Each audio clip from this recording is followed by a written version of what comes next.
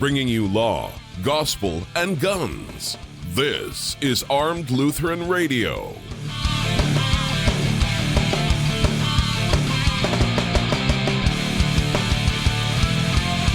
Hi folks, welcome to Armed Lutheran Radio, a show about guns, hunting, competitive shooting, the natural right of self-defense, and what God's Word says about the issues surrounding gun rights and gun ownership.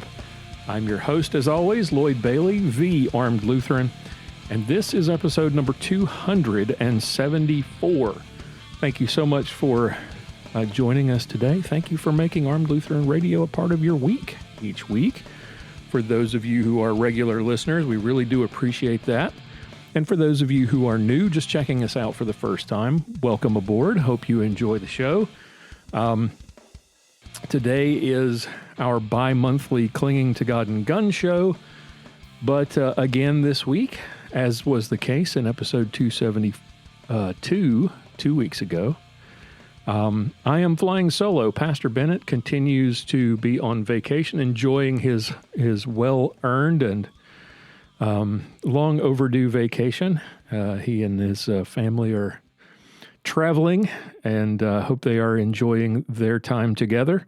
And he hopefully will be with us. I'm not sure whether he said he would be back for next week's show or the week after. We'll see. But in any event, before we do begin, I have another rant today that I want to get to, talk about something that, an event that came up this week that I thought you would find interesting. Before I do get to that, though, I want to thank the men and women who make this show possible, the members of the Reformation Gun Club. This week, I want to give a shout out to David from Milford, Connecticut, Scott, Donnie from White Bear Lake, Minnesota, Eric, and George from Junction City, Kansas. Thank you so much for your support. Thank you to all of the members of the Reformation Gun Club. Armed Lutheran Radio, folks, is a listener-funded podcast, and that means that we don't have any advertising, we don't have any sponsors. We rely on the monthly and yearly contributions of our members, like the ones I listed here today, and many more. For as little as $1 a month, you can join them. You can get access to our awesome new website with hundreds of hours of exclusive content, both audio and video, a members-only podcast that is coming up on, I want to say we just released episode 9 or 10 this last week, and invitations to our monthly online hangouts, one of which is coming up here toward the end of the month, and some cool Armed Lutheran swag as well. Plus, you get the satisfaction of knowing that you helped make all of this possible. We really do appreciate all of our members and the support that they give us. If you would like to find out more and perhaps become a member as well, check it all out at armedlutheran.us/gun club. Or you can look for a link in the show notes for this or any of our previous episodes. All right. As I said, I'm on my own again today. Pastor Bennett continues to enjoy his well-deserved vacation with his family. Today, I wanted to follow up on the rant that I posted in episode 272 a couple of weeks ago.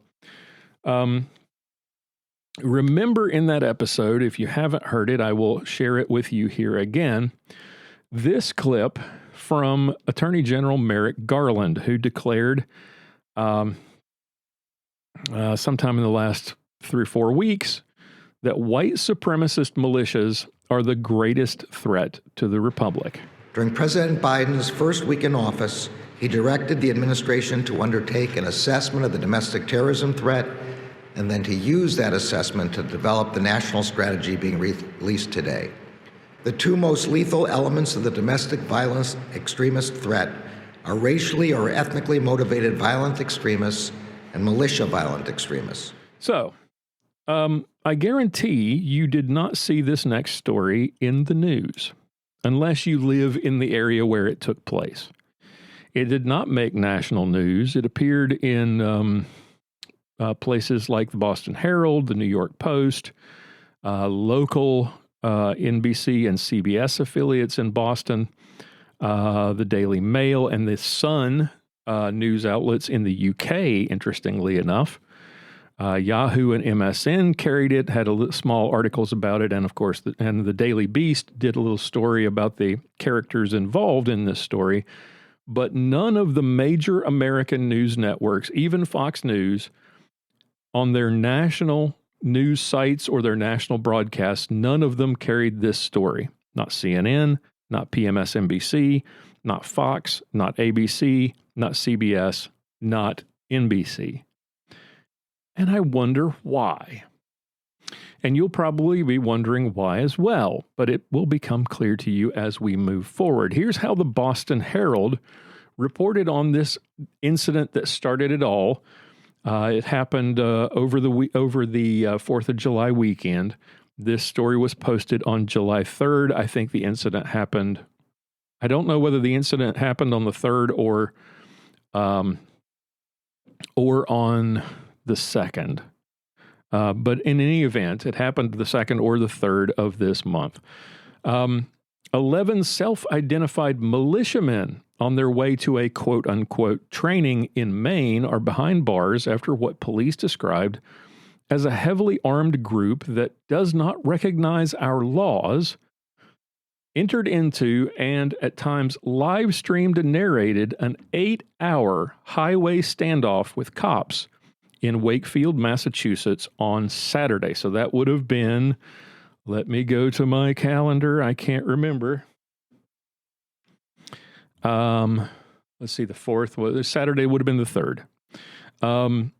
No one was injured in either side of the standoff on Interstate 95, which ended peacefully with the arrests of the members of the Rhode Island group Rise of the Moors. Rise of the Moors. I remember that word from history class. Not sure, what is that all about? Well, it won't be made clear to you until very, very late in this story. State Police Colonel Christopher Mason told reporters that the whole sequence of events started when one of his troopers saw some vehicles in a breakdown lane on I-95 around 1:30 a.m. on Saturday, and they pulled over to see what was going on. The trooper saw a group of people dressed to the nines in military-style tactical gear and armed to the teeth with long guns and handguns was refueling their two vehicles with gas canisters. The trooper asked the men for their driver's licenses and licenses to carry firearms, which the men either didn't have or didn't provide. I'm going to guess didn't have. Police arrested 2 of the men without incident early that morning. The following 7 arrests came by 10:30 a.m. when the cops swept the area around and cuffed 2 more in the group's vehicles. Police shortly after 11 a.m. said that all suspects had been taken into custody. Mason said in a press conference around noon that police used a combination of negotiation and quote-unquote tactical maneuvers to round up the militiamen. Mason said time was the most important factor, but police also slowly tightened their perimeter throughout negotiations. He said cops who described this as a dangerous incident contained the men in the woods off I-95. So they ran out into the woods to get away from the police. That's never a good sign. He didn't elaborate on what the group wanted, saying he didn't want to, quote, propagate their ideology, though he said they wanted to leave the area without accountability and that they wanted attention. No one was injured in either side of the standoff. I think I already printed that. So, Rise of the Moors. What's this Moor thing about? 2 of the 11 men arrested later requested medical attention for pre-existing conditions. So nobody got hurt in this standoff, thank goodness. So a 9-hour armed standoff with Massachusetts State Police on and in the immediate vicinity of I-95 near Wakefield, Massachusetts. Now, they post in this story 5 photos from the standoff. None of them show members of the militia group being arrested, which I found interesting. Now, think back to all the hullabaloo that I talked about in episode 272 over Merrick Garland declaring that white supremacist militia groups are the greatest threat to the homeland. Well, here we have it, right? This should be big, major news. Garland and the FBI point out that the threat from these groups is really dangerous. They are the greatest domestic threat in the country. And whammo, here we have an armed standoff with police in Massachusetts, of all places. Not out in the wilds of Arkansas or Oklahoma or Texas, but in Massachusetts. Well, finally, 17 paragraphs into this story, you find out why this is not a national news story. Colonel Mason said that the state police were aware that the group was periodically posting on social media, that is, this Rise of the Moors group, live streaming and narrating from the middle of the highway at times under the name Rise of the Moors. The latest video, which has since been removed, shows a man decked out in military gear insisting, "We are not anti-government, we are not anti-police, we are not sovereign citizens, we are not black identity extremists." Locating himself in the colony of Massachusetts, quote unquote, he insisted that, quote, the militia is exempt from certain restrictions. The Anti-Defamation League lists the growing, they call it growing Moorish movement as a black offshoot of the sovereign citizen cause. The group didn't respond to a request for comments. Now you know why this is not a national story. It doesn't fit the narrative. They found what they would always want to, what they're looking for, right?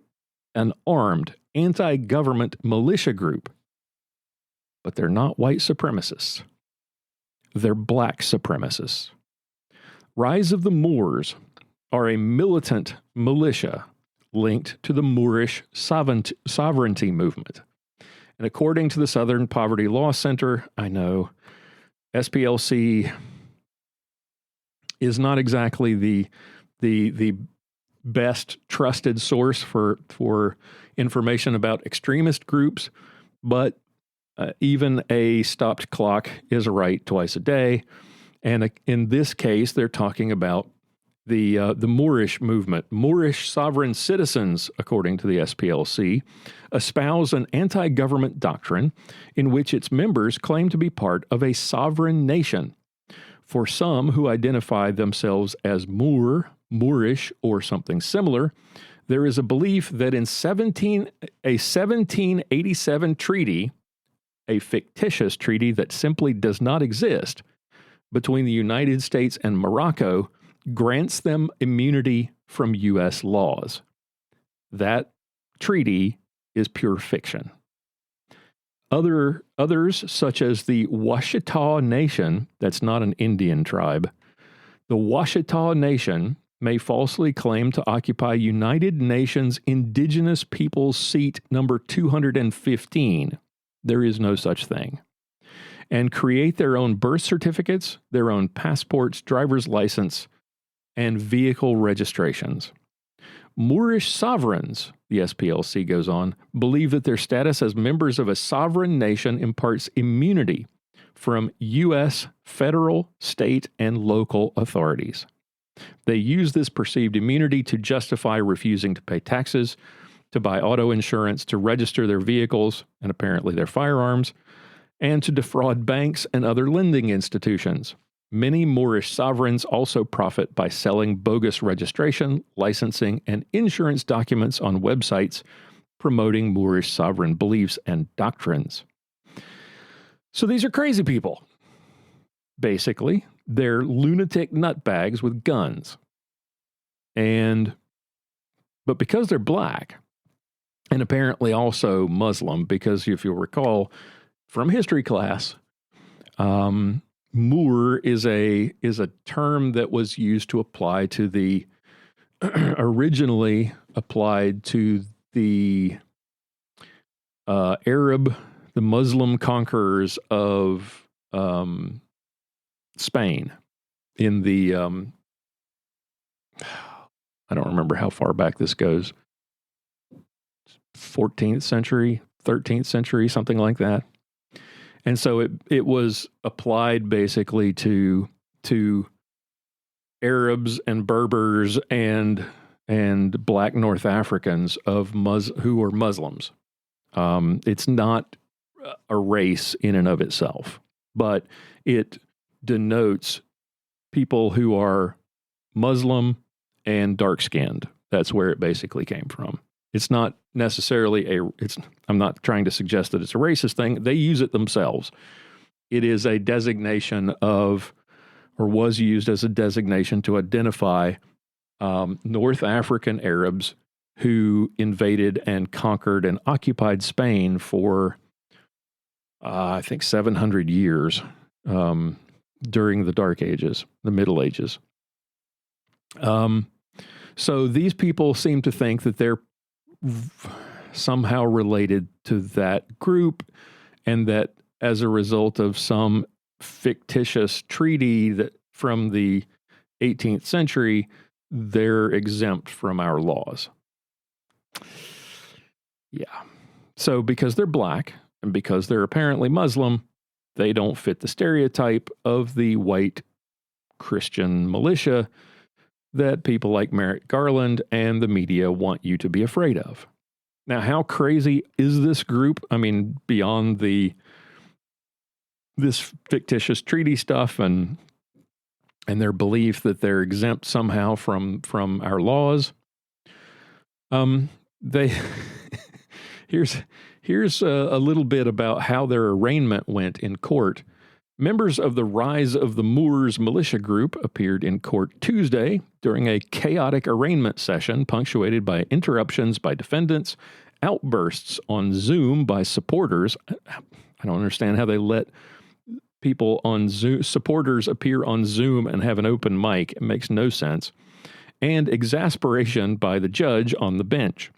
"I have not committed a crime," said Quinn Cumberlander, age 40, the first of the men to be arraigned, in a refrain many of the group repeated throughout the day as they denied the jurisdiction of the court. Cumberlander was among 10 adults and one 17-year-old, that's technically also an adult, who were charged after a more than 8-hour armed standoff on a stretch of I-95 in Wakefield, Massachusetts, early Sunday morning. Okay, so and that's the story we talked about a moment ago. The group of adult men, ages 21 to 40, from Rhode Island, New York, and Michigan, are each charged with 8 counts of unlawful possession of a firearm, unlawful possession of ammunition, use of body armor in the commission of a crime, possession of high-capacity magazines, improper storage of firearms in a vehicle, and conspiracy to commit a crime. 3 of the men, plus the 17-year-old, also a man, who were arrested in the case, are also charged with furnishing a false name to police. 2 of them, known as John Doe number 1 and John Doe number 2, had, as of this writing, this was on the 9th, yet to be identified. So they had no identifying documents, and they refused to identify themselves to the court or to police. The court proceedings happened in a stop-and-start fashion as the men, clad in camouflage, used fake names, waived their rights to lawyers, denied that the court of law had any jurisdiction over them, and talked over Malden District Court Judge Emily Carstetter. Many of the men requested that their leader, Jamal Tavon Sanders Latimer, age 29, who goes by Jamal Talib Abdullah Bey, be their legal counsel, even though he's not a licensed attorney. Supporters of the group in the room and on Zoom interjected with cries of treason. I'm sure this was a lot of fun to watch. Some insulted the judge, calling her expletives. Never a good idea when you're in a court of law. Several supporters in the room and on Zoom had to be escorted out or kicked off the video conference for repeated disruptions. First of all, if you're using Zoom to allow people to view a court proceeding, you might want to mute all of those people because some of them are going to be nutbags, just like these nutbags who are in the dock. If you don't want to have people on Zoom who are viewing the court proceedings, if you don't want them interrupting the court proceedings, then you probably should mute them. It's absolutely stupid that in this time of COVID, with all the use of Zoom that we have, that they can't figure out how to mute people. It's insane. Anyway, in Cumberlander's case, he declared himself to be a foreign national and repeatedly objected to the charges brought against him. The exchange between Cumberlander and Judge Carstetter to determine whether he wanted a court-appointed lawyer or whether he wanted to be his own counsel dragged as he declined to answer her questions about whether he understood the significance of waiving his right to a lawyer. We didn't want to cause fear. I object to being held without bail. I am not a threat to society or anybody, he said in court. This from the guy armed to the teeth, standing on the side of the interstate at 1:30 in the morning. Another defendant, who has refused to identify himself to authorities, told the judge he was a, quote, free Moor. The judge ruled that he waived his right to counsel, then ordered him out of the courtroom to watch proceedings on Zoom because he kept interrupting her. Hopefully, she used the mute button when she sent him out and put him on Zoom. The group's leader, Latimer, told the judge that the defendants held onto their weapons because they wanted to protect themselves from the police surrounding them, who also bore firearms. That's not how this works. They had weapons standing in the road. They were seen by a state trooper standing in the road with their weapons, which they say they had to protect themselves from the police who showed up the police who showed up because they had weapons. They held onto their weapons to protect themselves from the police who had weapons because they had weapons. Note to all of you lunatic anti-government militia types, don't stand around at 1:30 in the morning on the side of the road armed to the teeth on a major interstate. It won't work out for you. Just a little tip for you.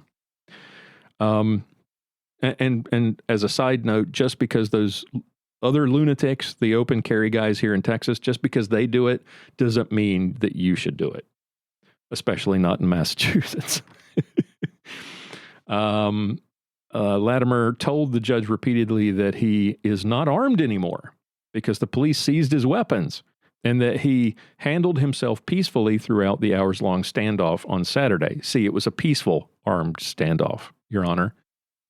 And I'm peaceful now because I don't have my guns anymore because the police took them.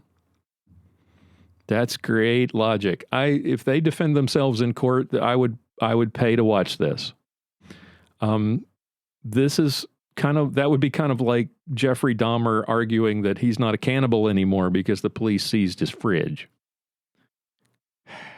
Come on, lunatics. Try harder. This is just too easy.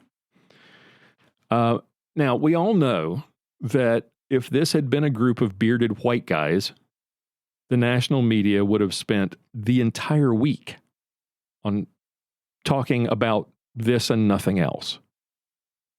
This and guns and the specter of white supremacist militias around every corner and under your bed. Instead, this story got relegated to the back burner to local and regional news sites because that's how this works. Black supremacist militias are an inconvenient truth, to use an old Al Gore phrase. Racism and racial supremacist ideas can be found in all ethnic groups, and that's not something that the media wants to admit. If you look at the spike in recent months, the violence against Asians, for example, the news media focused almost exclusively on those shootings at the massage parlors in Georgia. I think it was Georgia. And the reason that they focused on it was because the guy is white and a Christian. They completely overlook the fact that the vast majority of the racist violence against Asians is committed by blacks. Why? Because it debunks the narrative. Blacks are oppressed in this country. They're victims of racism. They can't, therefore, be racist themselves. See, that's the story, that's the narrative, that's the way it works. If Merrick Garland wants to claim that anti-government, sovereign citizen militia groups are a domestic threat, I don't think anybody would disagree or would argue with him. But to single out white supremacist militias, while we've got guys like this, armed to the teeth on the side of the road in Massachusetts, going to a training in Maine. What are they training for? Well, you can probably guess. Or while the Pacific Northwest continues to struggle to or fail to deal with crazy people like Antifa, then Garland's claim that white supremacist militias are the great threat, it's a bit of a stretch. And as funny as all this lunacy is, it serves to, and the reason I wanted to bring this up with you today is because it's illustrative of just how the media and the government, how they work together to sustain this narrative with regards to guns and the bogeyman of white supremacist militias. The nation's got plenty of people who live on the lunatic fringe. Black, white, liberal, conservative, Muslim, Christian, anti-government, anti-corporation, anti-capitalist, anti-American, anarchist. They're all out there. And the focus of our internal law enforcement and our security apparatus should be all kinds of extremist, violent extremist groups to focus. But we can't do that, though, because we've been beaten over the head for the past decade, really, with this idea that America is inherently racist, systemically racist, that blacks are always oppressed, that they're always victims either of the police or the institutions or the inbred bigotry of white people. So we have to ignore reality and sweep under the rug all of the facts and all of the figures and all of the events that don't fit the narrative, just like this one. Let me know your thoughts. I'd love to hear what you think about all of this. Visit the feedback page at armedlutheran.us/feedback. Leave me a voicemail or a voice message or an email. I'd love to hear your thoughts and comment on them in a future episode. That's going to wrap it up for today. If you enjoyed the show, give us a thumbs up. Be sure to check out the YouTube channel. We're doing some really interesting things there with regular videos in what we're calling our questions series, answering interesting and difficult questions, theological questions about gun rights and other things. Next week's going to be another variety show with content from the entire cast, hopefully the entire cast, as hopefully Pastor Bennett will be back from his vacation next week. Until then, hope you have a great week. Keep shooting, keep praying. We'll talk to you next time. For show notes, be sure to visit our website at www.armedlutheran.us. Check out the Facebook page, The Armed Lutheran, or join our Facebook group, Fans of Armed Lutheran Radio. If you like what you hear, please leave us a comment on our feedback page at armedlutheran.us/feedback or a review on iTunes and let us know what you think. Thank you for listening to Armed Lutheran Radio, a member of the Self-Defense Radio Network.